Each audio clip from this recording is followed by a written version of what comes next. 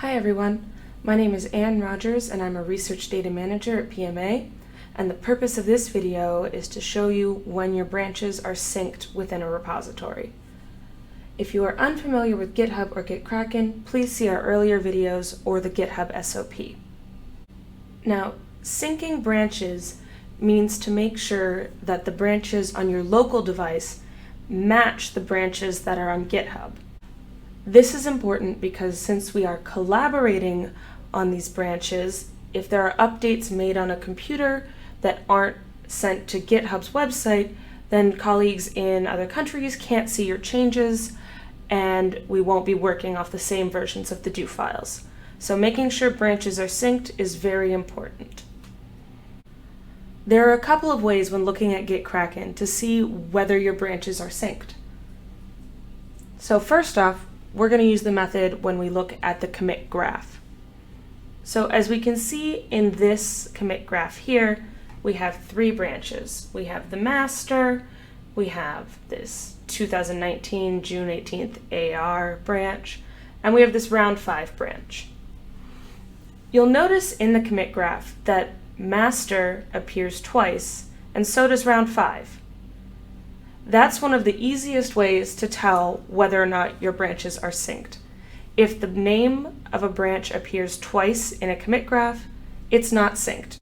Now, if a branch isn't synced, you will need to either push changes from your computer to GitHub, or you will need to pull changes from GitHub to your computer.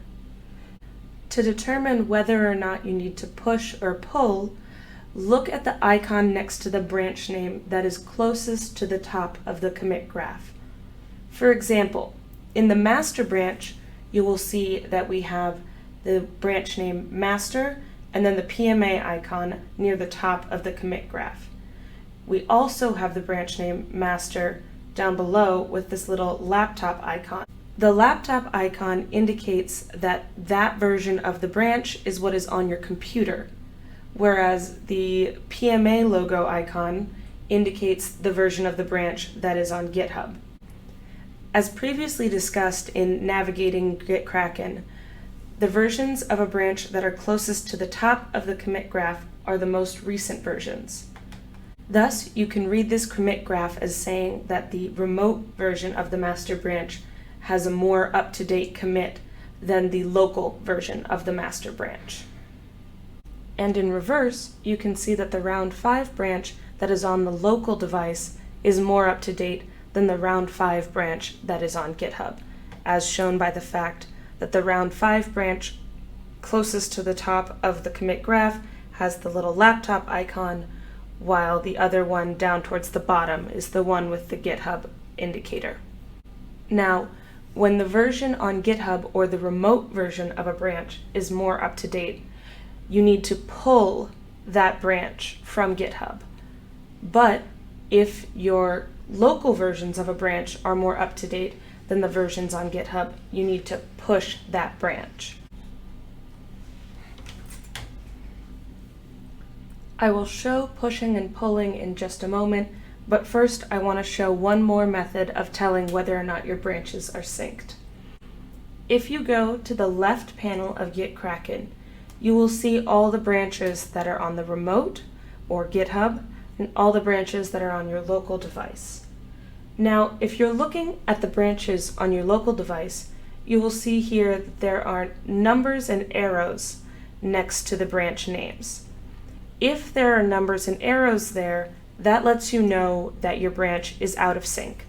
And the number is the number of commits out of sync it is, and the arrow is whether you need to pull or push.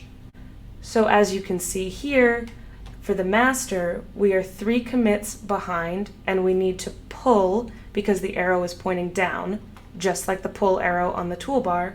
And for round 5, we are 1 commit ahead of GitHub and the arrow is pointing up, indicating we need to push, just as the push arrow is in the toolbar.